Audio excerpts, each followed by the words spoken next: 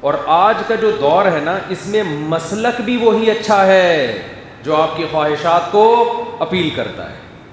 3 طلاقیں دینے کے بعد اہل حدیث بہت اچھے لگتے ہیں. 3 طلاقیں دینے کے بعد بولو نا، اہل حدیث کا لگتا ہے کہ قرآن و حدیث کے مطابق چلتے ہیں. اور یہ چاروں امام جو تھے، ابو حنیفہ، مالک، شافعی، احمد بن حنبل، جو تابعین تبع تابعین کے دور میں تھے، ان بیچاروں کو تو قرآن و سنت کا ذرا سا بھی علم نہیں تھا. یہ تو تورات اور انجیل پر چلا کرتے تھے. ہے بھائی،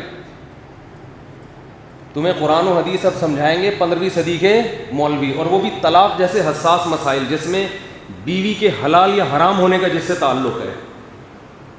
تو جب 3 طلاقیں کوئی دیتا ہے نا، تو اس کو حنفی بالکل بھی اچھے، بولو نہیں، شافعی بالکل بھی اچھے نہیں لگتے، بلکہ امام حنیفہ ہی اچھے نہیں لگتے، نہ امام شافعی لگتے ہیں، نہ امام مالک لگتے ہیں، نہ امام بخاری لگتے ہیں. صبح و شام بخاری کی رٹ لگائے گا، 3 طلاقیں دے گا تو بخاری کبھی کھول کے نہیں دیکھے گا. صحیح ہے نا؟ کیونکہ امام بخاری کی رائے یہی ہے کہ 3 کتنی ہوتی ہیں؟ 3 ہوتی ہیں. کبھی بھی نہیں کھول کے دیکھے، صبح و شام بخاری بخاری بخاری بخاری بخاری. تو جب اپنی بیٹی گھر سے بھاگ جائے، مثالیں سمجھیں، خاندانی مثالیں، ویسے تو یہ خاندانی مثال نہیں، اللہ نہ کرے، خاندانی اس اعتبار سے کہ جو بات سمجھانا چاہ رہا ہوں اس سے وہ بہت اچھی طرح سمجھ میں آ جائے گی. یہ مطلب نہیں کہ بیٹی کا گھر سے بھاگنا کوئی خاندانی کام ہے، مثال خاندانی ہے، کام خاندانی نہیں ہے. بچی گھر سے بھاگ گئی، بھاگی بھی باپ کی کوتاہی سے، وہ نکاح نہیں کر رہا اس کا ٹائم پہ، نہ باپ دلچسپی لے رہا ہے نہ بھائی دلچسپی، ہر رشتے میں کیڑے نکال کے ریجیکٹ. تو اللہ نہ کرے آپ کی بچی گھر سے بھاگ گئی، وہ بھی آپ کی غلطی سے، تو فوراً اہل حدیث سے فتویٰ لیں گے کہ جی بغیر ولی کی اجازت کے اس نے شادی کی ہے. قرآن حدیث کی روشنی میں بتائیں، باپ کی مرضی کے بغیر لڑکی اگر شادی کرتی ہے تو یہ نکاح کنسیڈر ہوگا یا نہیں؟ وہ فتویٰ دیں گے ولی کی اجازت کے بغیر لڑکی، بالغ عاقل لڑکی بھی نکاح نہیں کر سکتی. اور یہ تینوں اماموں کا یہی مذہب ہے، امام مالک، امام شافعی اور امام احمد بن حنبل کا یہی مذہب ہے، یہی رائے ہے ان کی. سمجھتے ہو؟ وہ جو حدیثیں لکھ کے دیں گے اس وقت اختلافی مسئلہ ہے تو دلائل دونوں طرف ہیں، تو وہ فوراً سمجھ میں آ رہی ہوں گی، اور پھر فتویٰ لے جا کے سب کو دکھائیں گے. پھر اگر کوئی حنفی عالم یہ فتویٰ دے گا، بھائی اگر کفو میں نکاح کیا ہے، معیوب حرکت ہے، نہیں کرنا چاہیے تھا، لیکن اگر پیرلل ہے، لڑکا ہم پلہ ہے، جوڑ کا ہے، تو ہو گیا نکاح، تو فوراً جواب میں کہیں گے ہم قرآن و حدیث کو مانتے ہیں، ہم حنفی شافی کی باتیں نہیں کرتے. حدیث میں لکھا ہے لا نکاح الا بولی، ولی کے بغیر نکاح نہیں ہوتا. سمجھتے؟ لیکن اگر خود شادی کرنے کی بات آئے گی، سیٹنگ چل رہی ہے، لڑکی کے ابا مان نہیں رہے ہیں، پھر مفتی طارق مسعود صاحب کو فون کریں گے. اہل حدیث بھی فون کرتے ہیں بعض. جب کوئی اہل حدیث نوجوان ہو نا اور اس کی سیٹنگ ہو جائے، لڑکی کے ابا راضی نہیں ہے اور یہ بھگا کے شادی کرنا چاہتا ہے، تو بعض اہل حدیث بھی ہمیں فون کرتے ہیں. اور یہ کام حنفی بھی کر رہے ہوتے ہیں، میں کسی مسلک کی برائی نہیں کر رہا، ان کو بھی جب خواہشات ہوتی ہیں تو ادھر لڑکتے ہیں. تو وہ اہل حدیث فون کر رہے ہوتے ہیں، مفتی صاحب آپ کیا کہتے ہیں امام ابو حنیفہ اس مسئلے کے بارے میں، لڑکی کے ابا راضی نہیں ہے. اب آپ دیکھیں نا، اگر سب کے ابا کے راضی ہونے کی شرط لگائی جائے تو کیسے شادیاں ہوں گی؟ تو قرآن و حدیث سے آپ ہمیں بھی دلائل دے دیں. میں ان سے ایسے موقع پہ اگر مجھے پتہ چل جائے نا کہ اہل حدیث ہیں، میں ان سے کہتا ہوں کہ آج تک تو آپ قرآن و حدیث سمجھتے رہے ہیں اہل حدیث علماء سے، ان کا مسلک آپ کو لگتا تھا کہ یہ قرآن و حدیث کے 100% مطابق ہے. آج جب آپ میں ٹھڑک جاگ رہی ہے، لڑکی کو گھر سے بھگانے کا دل کر رہا ہے، آج آپ کو قرآن و حدیث کون بتائے گا؟ مفتی طارق مسعود صاحب بتائیں گے، کیونکہ آپ کو پتہ ہے یہ حنفی ہیں، اور فقہ حنفی کا جو مفتابی قول ہے اس پہ یہ فتویٰ دیں گے، اور ظاہر دلائل اس طرف بھی ہیں. تو اب کہہ رہے ہوتے ہیں کہ نہیں میں حنفی منفی نہیں ہوں، میں صرف قرآن و حدیث کو مانتا ہوں. آپ قرآن سے حدیث سے دلیل لیں. میرے پورے ایک تحقیق ہے اس پر ریٹن میں کہ امام ابو حنیفہ کے کیا دلائل ہیں کہ لڑکی اگر غیر کفو میں نکاح کرتی ہے تو نکاح ہو جاتا ہے. پورا مدلل تحریری فتویٰ موجود ہے. ایک ایک دلیل کا جواب مجھے معلوم ہے، میں نہیں دیتا ایسے موقع پہ. سامنے والا اسلام کو فالو نہیں کر رہا، وہ کس کو خدا بنا رہا ہے؟ بولو، خواہشات. میں کہتا ہوں جاؤ بھائی اہل حدیث علماء سے فتویٰ لو اس بارے میں. سمجھتے ہو؟ تو آپ خواہشات کے غلام. تو اللہ نے قرآن میں کیا فرمایا؟ دیکھو ایک بڑی زبردست آیت ہے قرآن کی جس سے یہ بات اور اچھی طرح سمجھ میں آئے گی.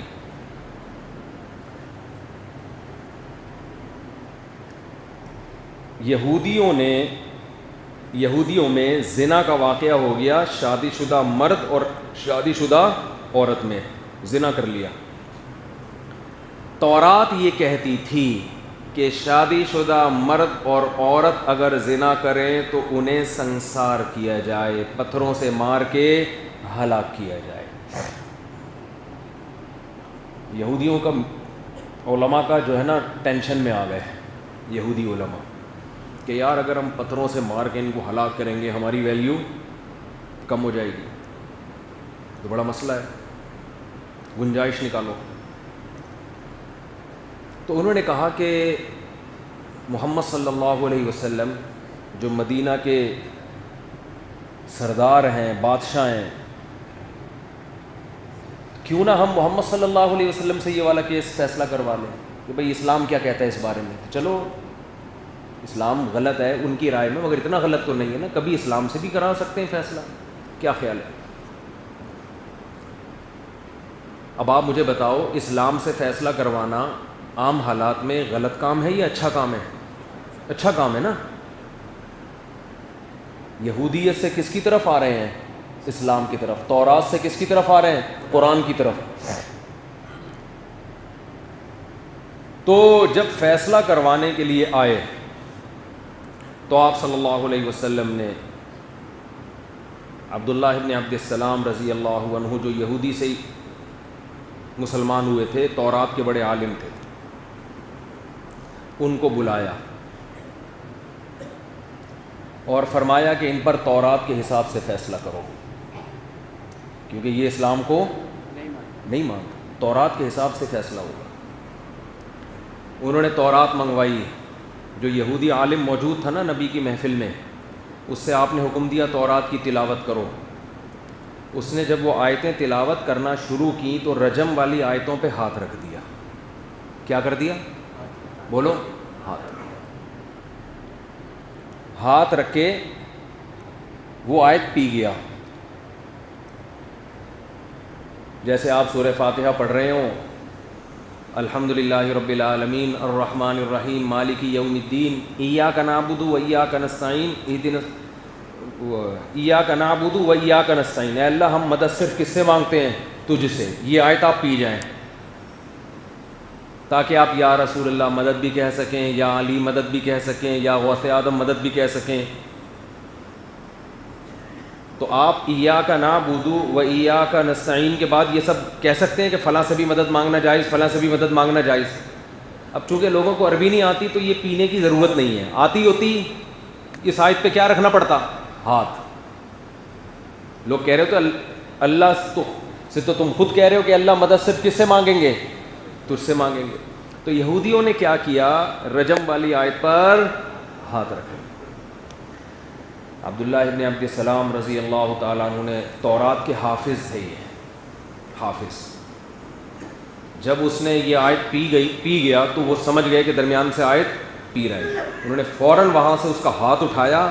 حدیث کے الفاظ ہیں فَإِذَا آیَةُ الرَّجْمِ تَلُوحُ، دیکھا کہ رجم والی آیت چمک رہی ہے، بالکل صاف لکھی ہوئی ہے. نبی نے حکم دیا ان کو رجم کیا جائے، مرد کو بھی اور عورت کو بھی. رجم سمجھتے ہیں نا؟ دیکھو اسلام میں شادی شدہ مرد کا زنا کرنا کتنا بڑا جرم ہے. اسلام کہتا ہے ان کو زمین میں گاڑ کے پتھروں سے مار کے ہلاک کرو. اور آج یہ زنا ہمارے معاشرے میں کتنا ہلکا ہو گیا. شادی کی بات کرو تو چیختے ہیں. میں جو شادی کی رٹ لگاتا ہوں نا, اس کی وجہ یہ ہے کہ اگر حلال پہ ذرا سی بھی پابندی لگی تو حرام کی طرف قدم جائے گا. اسلام اگر حرام پہ اتنی سخت سزا دیتا ہے تو حلال کے دروازے بھی چوپٹ کھولتا ہے. پھر وہ آپ حلال کے دروازے بند کر دیں اور حرام پہ وعیدیں سنائیں تو یہ تو لوگوں کو ایک مذہب مشکل بنا کے پیش کر دیا نا آپ نے. ایک آدمی کی بیوی 2 سال سے بیمار پڑی ہے, 4 سال سے بیمار پڑی ہوئی ہے, وہ اس کے قریب ہی نہیں جا سکتا, تو یہ کیا کرے گا 4 سال؟ یہ تو بھوک کی طرح ایک خواہش ہے جو انسان میں پیدا ہوتی ہے, اس کو ختم تھوڑی کیا جا سکتا ہے. کوئی جواب نہیں ہے ان باتوں کا, بس وہ عدل نہیں ہو سکتا, حقوق نہیں ہو سکتے, یہ نہیں ہو سکتا, وہ نہیں ہو سکتا, فضول زنا ہو سکتا ہے ان لوگوں سے, زنا ہو سکتا ہے, عدل نہیں ہو سکتا. گرل فرینڈ پر خرچہ کر دیں گے, بیوی بنا کے خرچہ نہیں ہو سکتا. خیر میں بات جلدی سے سمیٹتا ہوں, وقت بھی پورا ہو رہا ہے. کیا بات کیا چل کیا رہی تھی جو شروع میں بات چلی تو میں درمیان میں یہاں تک آیا. ہاں میں یہ میں رجم کی آیات پیش کر رہا تھا. تو یہودیوں نے کہا کہ قرآن سے فیصلہ کریں, نبی فیصلہ کریں. ان کا خیال یہ تھا کہ نبی کا فیصلہ اس میں نرمی ہوگی. تو قرآن کی آیتیں نازل ہوئیں, وَكَيْفَ يُحَكِّمُونَكَ وَعِندَهُمُ التَّوْرَاةُ فِيهَا حُكْمُ اللَّهِ. اے نبی آپ سے یہ کیسے فیصلہ کروا رہے ہیں جبکہ ان کے پاس تورات ہے جس میں اللہ کا حکم لکھا ہوا ہے. یہ ہمیشہ تورات کو مانتے رہے ہیں, آج یہ آپ سے کیسے فیصلہ کروا رہے ہیں؟ حالانکہ اسلام کے فیصلے سے زیادہ درست فیصلہ کوئی ہو نہیں سکتا. لیکن یہاں یہودیوں کی نیت یہودیت کو چھوڑ کر اسلام کی طرف آنے سے اسلام برائے اسلام نہیں تھا, حق کی پرستش نہیں تھی, بلکہ اپنی خواہشات کی غلامی. تو یہودیت سے اسلام کی طرف جب خواہشات کی بیس پر آنا حرام ہے تو ایک مسلک جو اسلام ہی کا مسلک ہے, ایک فقہ جو اسلام ہی کا فقہ ہے, اس کو چھوڑ کر اسلام کے کسی دوسرے فقہ کو فالو کرنا کہاں سے جائز ہو گیا؟ نہیں آ رہی بات؟ حالانکہ یہودیت سے ہجرت تو فرض ہے نا یہاں پہ, اور جس مسلک کو آپ فالو کر رہے ہو اگر وہ بھی قرآن و حدیث ہے, دوسرا بھی قرآن و حدیث ہے, تو اس مسلک کو چھوڑنا فرض تھوڑی ہے. جس مسلک کو چھوڑنا فرض تھا وہ خواہشات کی بیس پر اللہ پابندی لگا رہا ہے. تو جس مسلک کو آپ فالو کر رہے ہیں اور اس کو چھوڑنا فرض بھی نہیں ہے, وہ بھی قرآن و حدیث کے مطابق ہے, اس کو چھوڑنا کہاں سے جائز ہو گیا آپ کے لیے؟ میں سمجھا پا رہا ہوں اپنی بات؟ امام ابو حنیفہ تو قرآن و سنت پہ فیصلہ کرتے تھے, ان کی رائے کو آپ صرف خواہشات کی بیس پہ چھوڑ رہے ہو. اب تو یہودیت کو چھوڑنا جائز نہیں ہے اس بیس پہ. تو ابو حنیفہ جو قرآن و سنت پہ فیصلہ کرتے ہیں, ان کی رائے کو چھوڑنا خواہشات کی بیس پہ کہاں سے جائز ہو گیا؟ تو قرآن کیا کہہ رہا ہے؟ افرأیت من اتخذ الہہ ہواہ, کیا بھلا ان لوگوں کو دیکھا جن کا خدا کیا ہے؟ خواہشات ہیں.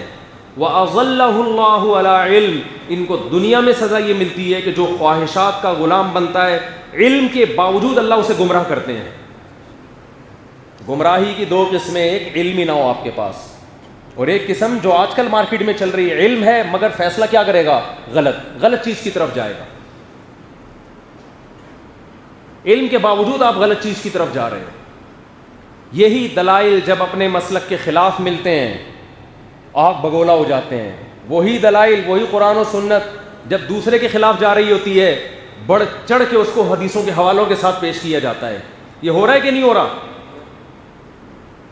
آپ آج ان فرقہ پرست لوگوں کو جو یوٹیوب پہ جن پہ بھرمار ہے, ان کے سامنے جب کوئی حدیث ان کی رائے کے خلاف آئے گی, اس کے 2 مطلب ہوں گے, ٹھیک ہے نا؟ یہ والا مطلب نہیں بلکہ وہ والا, اس کی سند بھی ٹھیک نہیں ہوگی. تو خواہشات کی جو غلامی ہے, خواہشات کی غلامی یہ انسان کو حق سے ہٹا دیتی ہے. ہم نے اسلام کو فالو کرنا ہے چاہے ہماری خواہشات کے اگینسٹ جا رہا ہو یا ہماری خواہشات کے مطابق.